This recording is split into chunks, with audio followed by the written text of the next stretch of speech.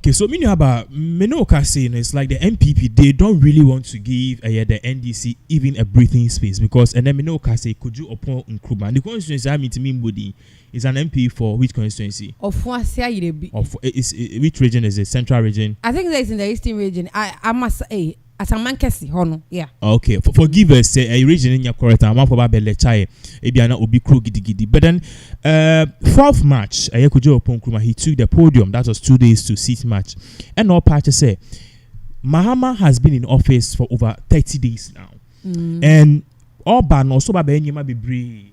Or so Babe change the economy, or so Babe 24-hour economy, or so Babe Titiniaman, so Babe Ma Imebunu Ejuma, all these things. And so far, no untimi bubia. Niama according to Kojo Oppong Nkrumah, Mahama a campaign here. Tisa unam baby Albert Mahama queen 24-hour queen. But Sanya meaning na ayantro.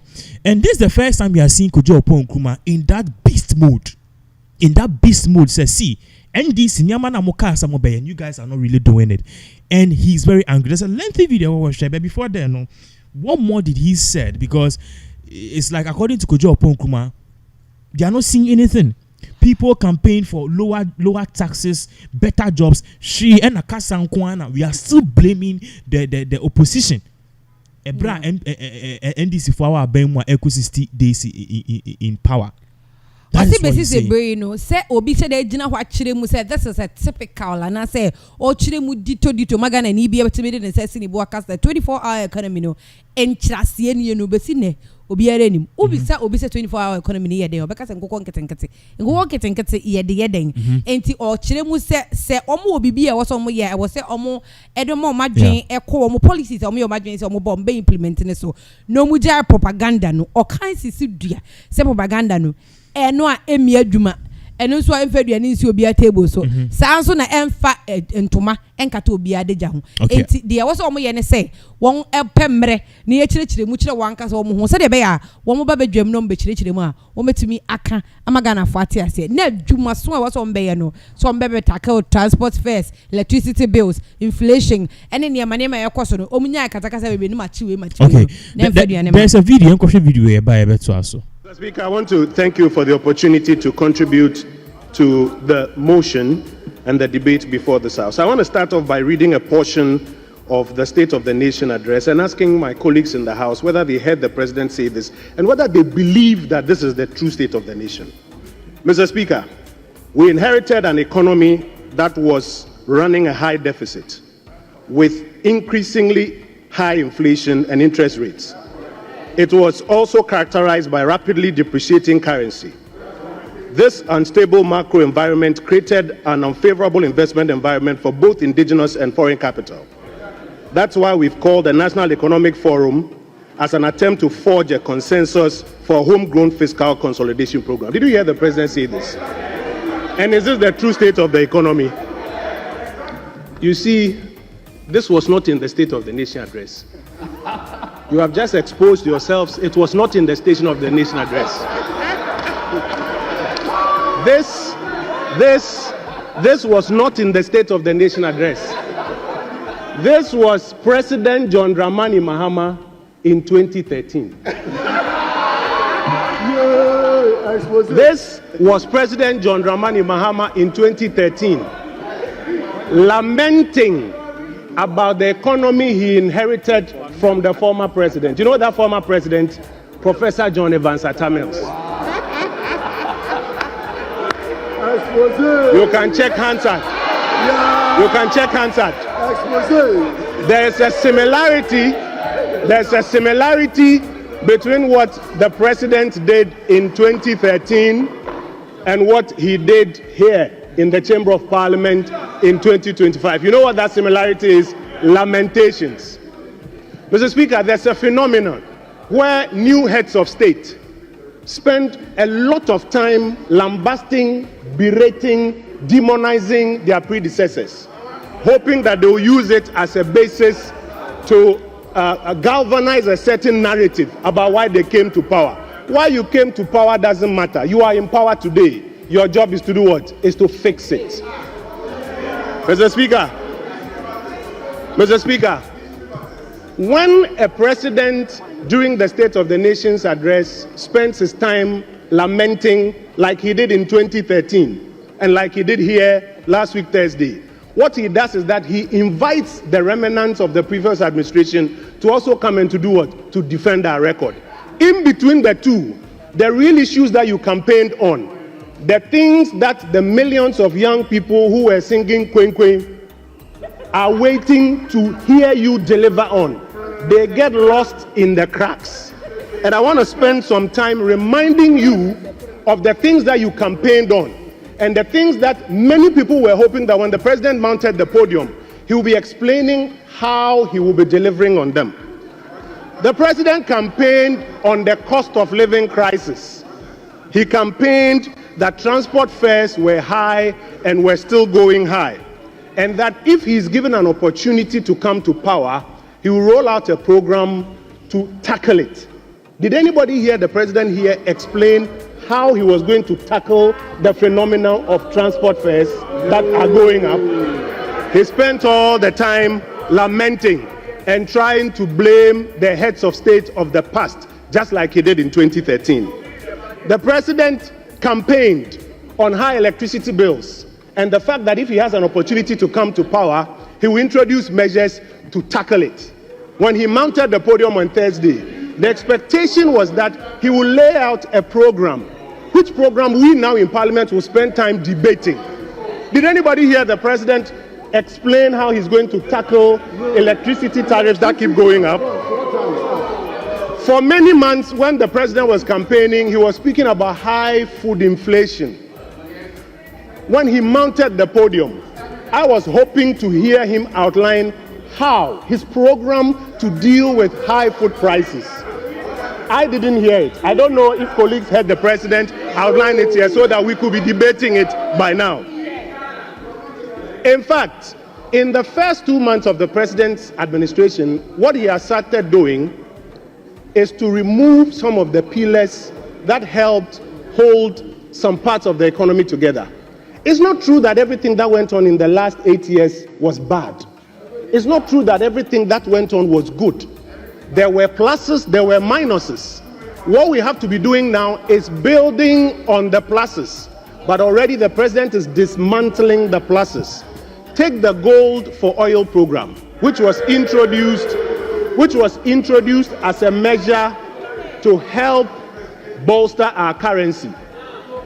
It was introduced to, among other things, help reduce the forex demand that was used in importing fuel for our country. Today, the president's new administration says it's dismantled that plus. We are waiting to hear, or we're hoping to hear in the State of the Nation address, what is replacing it, so that our currency will not soon tank. What we are seeing instead is a reduction or a drawdown of our gross international reserves to support the currency, and instead the Gold for Oil program has been dismantled. Mr. Speaker, the president traveled the length and breadth of this country talking about unemployment. In fact, he promised the young people of this country that for those who were afraid that if he wins power, he would terminate their appointments, they should fear not. He will keep them. And that for every one of those jobs, Ricketts, for every one of those jobs, he will recruit 2 more people. He says, you better fire and call for the Oma Kaun. Shocking that when the president assumed office, the first thing he did was to terminate them. Thousands of young Ghanaians who have been properly recruited into the public services, terminated. And while the president mounted the podium, we did not hear him outline a program that he's going to use to create or to expand the job creation bracket. Mr. Speaker, another thing that we were hoping to hear the president talk about was the growth of the Ghanaian economy. Yesterday, I heard my brother Atofosin talking about the fact that yes, there had been growth, but that growth, in his opinion, had not been able to tackle poverty. Growth between 2017 and 2020, when COVID hit, was an average of 7%. Undisputed. President Mahama campaigned on the fact that he's going to do better than 7%. When he mounted the podium, the whole country was expecting that he would outline a program that is going to grow the Ghanaian economy by more than 7%. Did anybody hear him speak about that one? The whole address was used for lamentation, blaming the previous administration and listing debts that he had inherited in various places. But if the president wanted to give a balanced account of what he had inherited, I would have imagined that he would have also spoken about the assets that he inherited. The president did not tell us that when he assumed office on the 7th of January, the gold reserves of this country were 30 tons.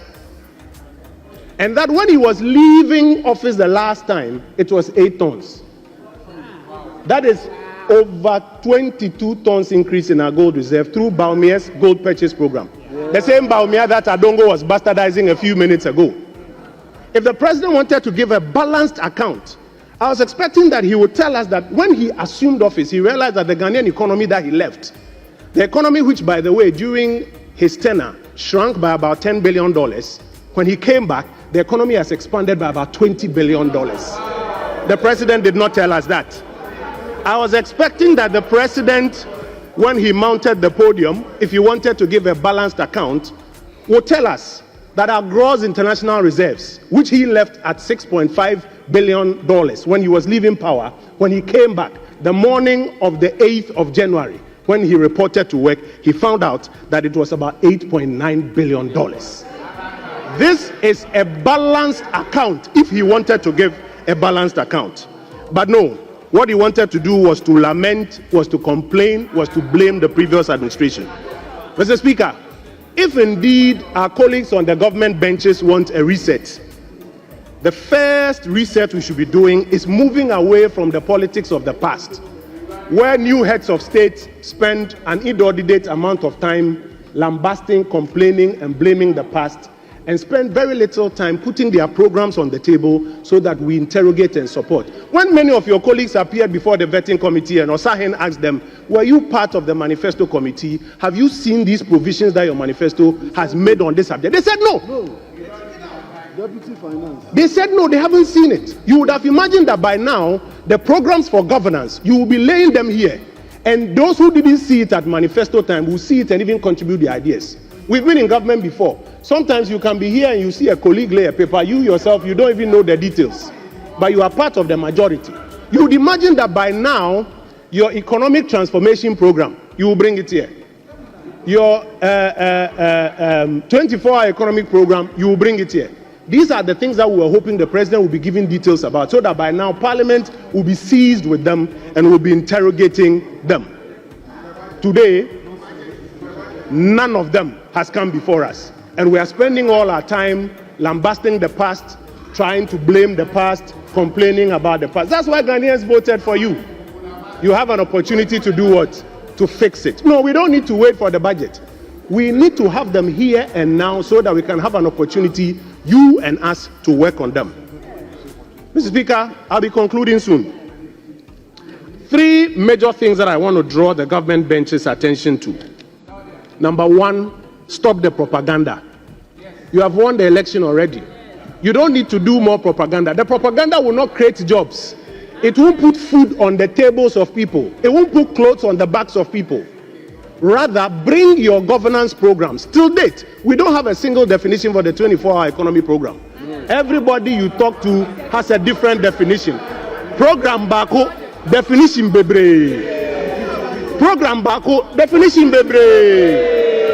Spend time doing less propaganda and more time bringing your governance programs so that Parliament can assist you and work on it. Number 2, Mr. Speaker, political parties, and this goes to all of us generally, while we do our manifestos and make promises, we should spend more time putting out the granular details of our programs so that in times like this, we'll spend less time doing the blame game of the past, blame game of the previous presidents, and more time interrogating the programs that you are going to govern with and assisting you not to even repeat the mistakes that we made.